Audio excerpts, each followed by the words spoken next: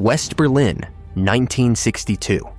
In a basement, two German brothers are lying on their backs in the mud. Below them is a hole in the ground, 135 meters long. It runs from west to East Berlin. It is filling with water, and in less than 2 hours, 29 people are going to crawl through it to escape from Soviet-backed East Germany. The brothers are Klaus and Peter Demel. They are not diggers, they are cameramen. The American television network, NBC, is paying for the camera. The Stasi knows the tunnel exists, but they are watching the wrong one. I am Tom. This is the story of how 29 people crawled under the Berlin Wall in a single night. The man who built the tunnel, the hairdresser who almost killed them all, and the part of this story that most accounts skip because it is uncomfortable.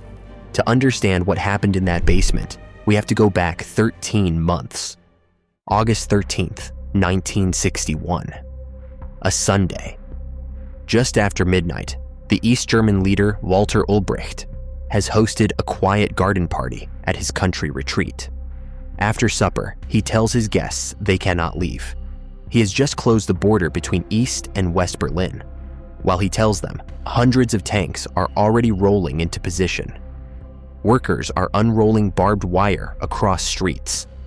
By morning, families are split. People going to work cannot get home. A woman with groceries on the wrong side of a sidewalk cannot cross to the right side. The barbed wire becomes concrete. The concrete becomes a wall.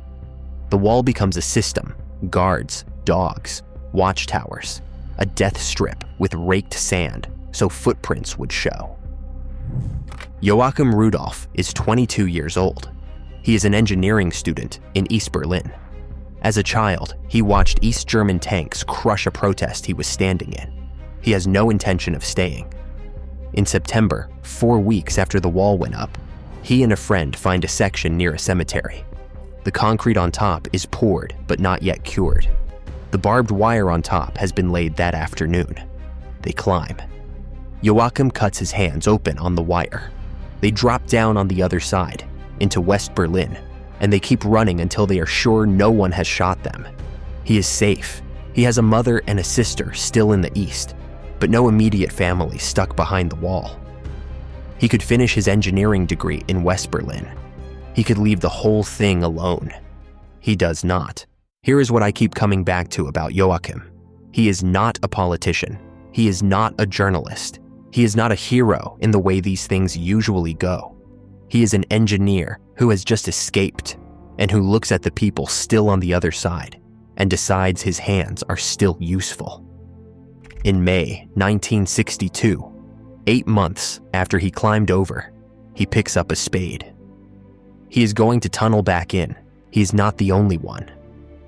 Across West Berlin, students are doing this. Some have girlfriends in the East.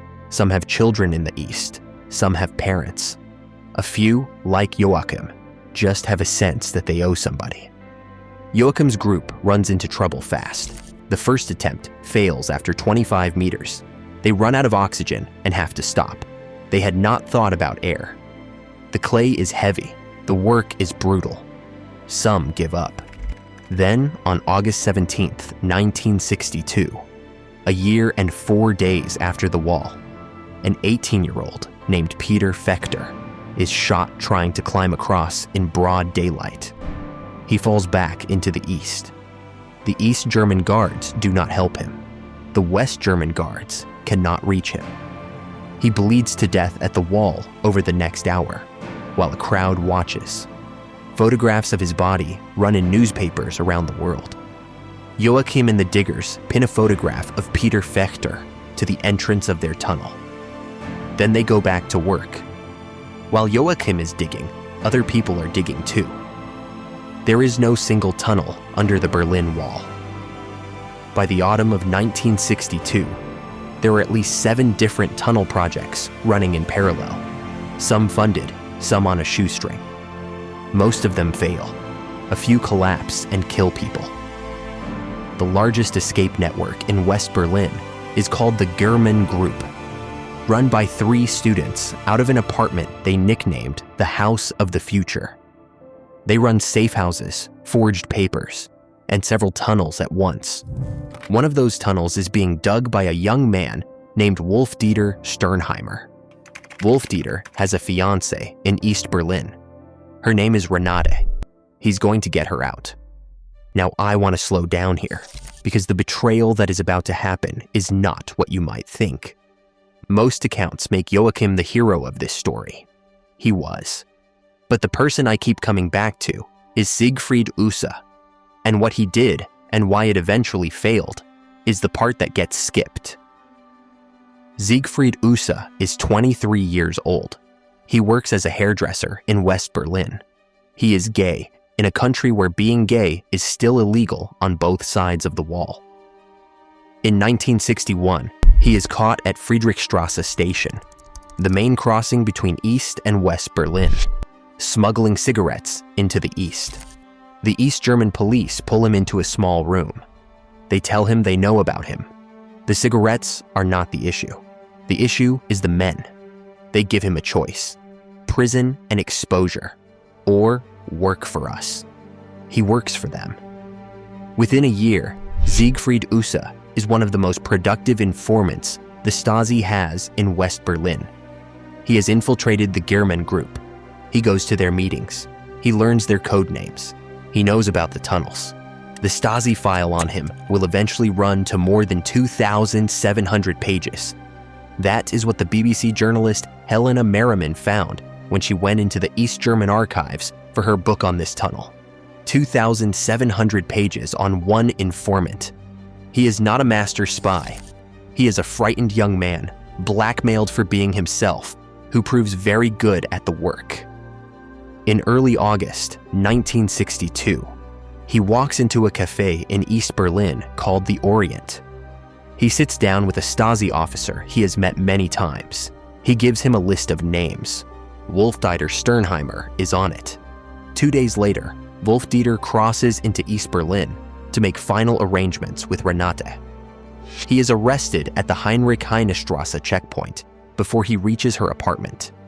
He's taken to Schönholzer, the Stasi's interrogation prison in the north of the city, where the cells have no clocks and no daylight, and the guards wear soft shoes so prisoners cannot hear them coming. Wolf-Dieter spends the next 2 years there. He does not see Renate again until 1964. Within 48 hours, the rest of the Gehrman tunnel is rolled up. Dozens of people who had been waiting to escape are arrested. Some are shot at the breakthrough point. Most disappear into the Stasi system, at which point, most of the diggers in West Berlin assume the whole effort is finished. It is not. Because there is one thing Siegfried Usse does not know. He knows Joachim's tunnel exists. He has heard about it. He has even given the Stasi an address where it is supposed to break through. What he does not know is that Joachim and the diggers have changed it. Joachim's group has been working separately from the start. They have a different seller, a different team, a different plan. They had heard rumors about Siegfried Usse. There were always rumors about informants. In West Berlin in 1962, there were rumors about everyone, but they did not have proof. So they did the only thing they could do. They told Usse the breakthrough point was on Puderstrasse. They moved the actual breakthrough point to Schönholzer Strasse, 400 meters away. Different building, different street, same tunnel. When Wolf-Dieter is arrested, Joachim's diggers find out 2 things at once. First, that the rumors about Usse were correct. Second, that their decision to move the breakthrough point is the only reason they are not in Hohenschönhausen with Wolf-Dieter. They keep digging. The cocktail straw factory above their West Berlin entrance is on Wolgaster Strasse. The owner does not know about the tunnel. The diggers go in through a basement door at night. They have been doing this since May. By August, they have dug almost 100 meters. Then the tunnel starts to fill with water. Berlin sits on a sandy plain with a high water table. Anyone who has ever dug a hole in Berlin knows about it. The tunnel is 12 meters down. 12 meters is below the waterline in this part of the city. Joachim and the diggers had not entirely solved this problem. They had hoped to get under it.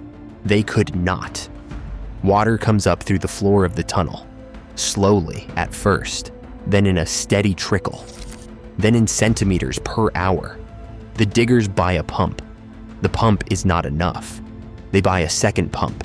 Still not enough. They are pumping water out faster than they are digging, and they are running out of money. Here is where the story takes a turn that, when I first read about it, I assumed had to be wrong. A producer at the American television network, NBC, has heard about the tunnel. His name is Reuven Frank. He is the executive producer of the network's news division, one of the most important jobs in American journalism. And he is in Berlin to figure out how to tell the story of the wall. His correspondent in Berlin, Piers Anderton, comes to him with a sentence that will become famous inside NBC. I have a tunnel. Reuven Frank pays the diggers $7,500 in cash. $5,000 more if the escape works. In exchange, NBC gets exclusive filming rights to whatever happens underground. This is, by any normal measure of journalism, not journalism. NBC is not covering a tunnel. NBC is funding a tunnel. The State Department does not know. The Kennedy White House does not know.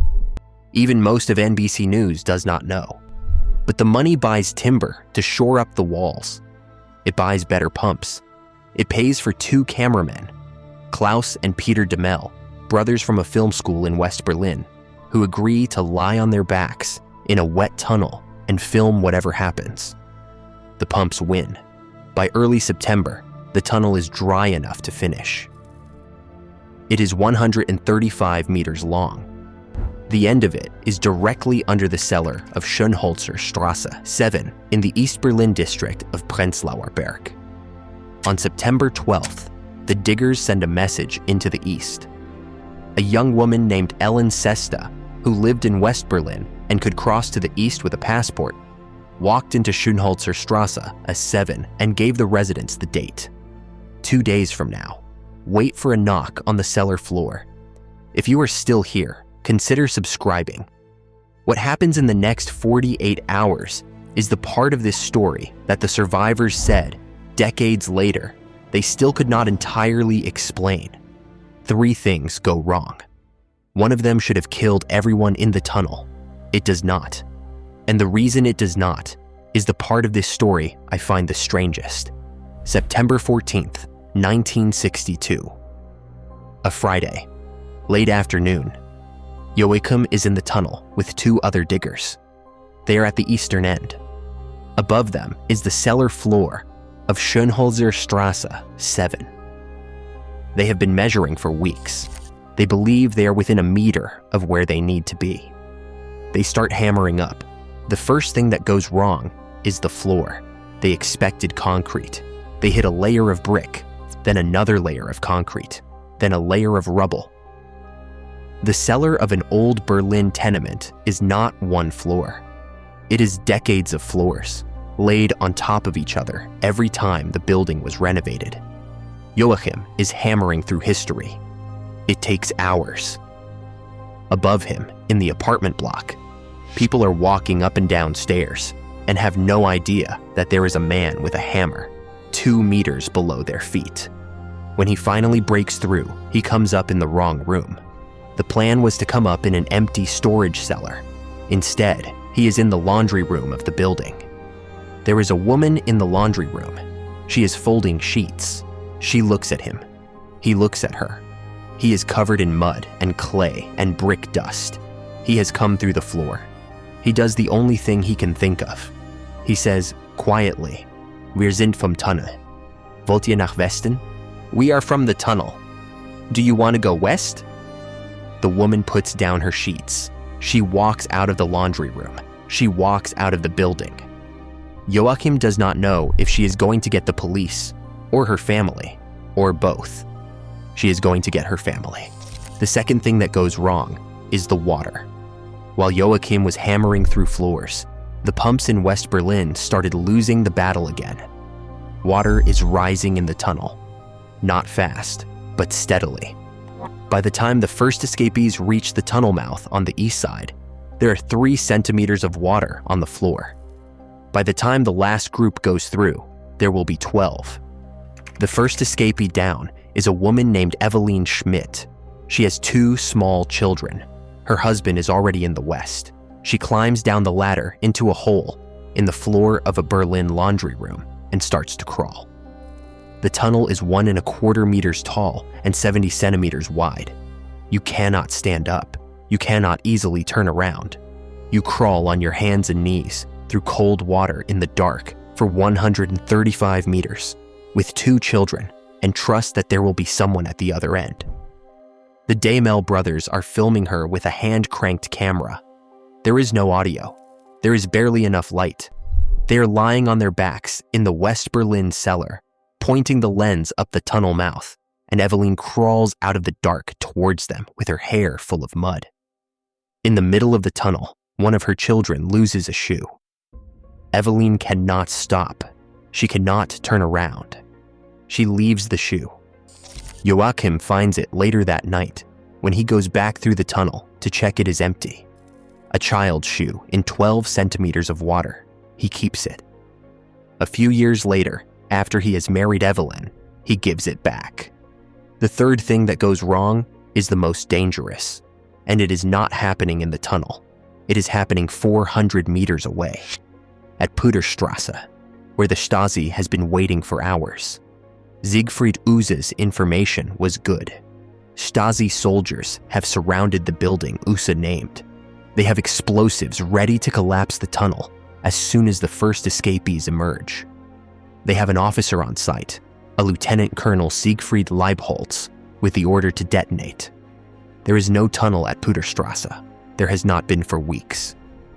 Joachim's group had told Use one thing and done another.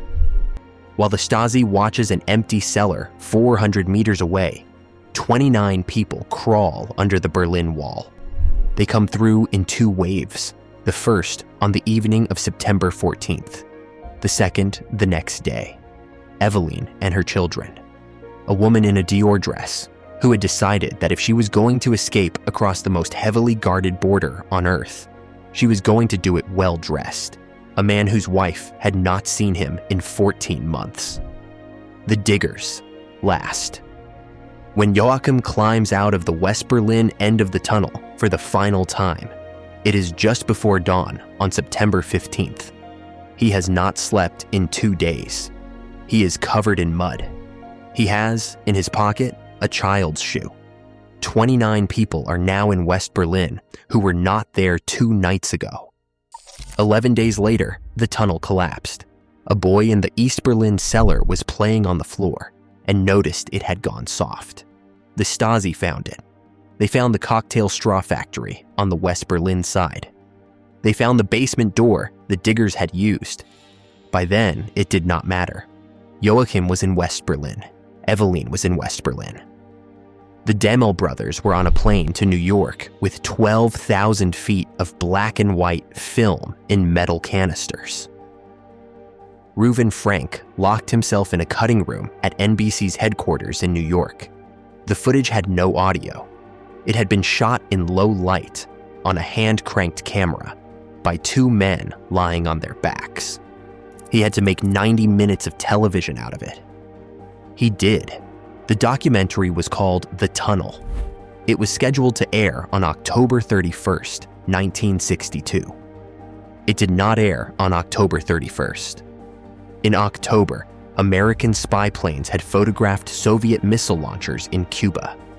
The Cuban Missile Crisis had started. The Kennedy administration did not want a documentary on American television showing East Germans crawling under a Soviet-backed wall, while the United States and the Soviet Union were 13 days from nuclear war. The State Department called NBC. NBC postponed. Robert Kennedy, the president's brother and attorney general, said to an NBC correspondent at the time, "That was a terrible thing you people did, buying that tunnel." NBC ran it anyway. On December 10th, 1962, 41 days late, 13.5 million Americans watched 29 people crawl out of the dark and into West Berlin. The documentary won 3 Emmy Awards, including Program of the Year. It is still the only documentary to have won that category. Wolf-Dieter Sternheimer spent 2 years in Hohenschönhausen prison. He was released in 1964. Renate had waited. They eventually married. Siegfried Usa stayed an informant for the Stasi until the East German state collapsed in 1990. He never knew that the tunnel he had betrayed was not the tunnel that mattered. Joachim and Eveline got married 3 years after the night under the wall. Helena Merriman met them outside number 7 Schönholzer Strasse, one summer's day in 2017. They had been married for 55 years. There is a plaque on the wall now. The cocktail straw factory on the other side of where the wall used to be has been demolished. The wall itself has been demolished. Most of the city has changed. The basement is still there. If you ever go to Berlin, there is a museum called the Berliner Unterwelten in the north of the city, and they have built a replica of this tunnel in the original dimensions, 1.25 meters high, 70 centimeters wide. You can lie down inside it. I want you to picture one last time what we started with. 2 German brothers, a basement under a cocktail straw factory, a hole in the ground filling with water, and 29 people in 2 waves over 2 nights, crawling 135 meters in the dark on their hands and knees. Between a country that wanted them dead and a country that did not, they got out. All of them. If you enjoyed this video, subscribe. There are more stories like this from the years of the wall and from the rest of forgotten Europe. And I am working on the next one. I am Tom. Thank you for watching.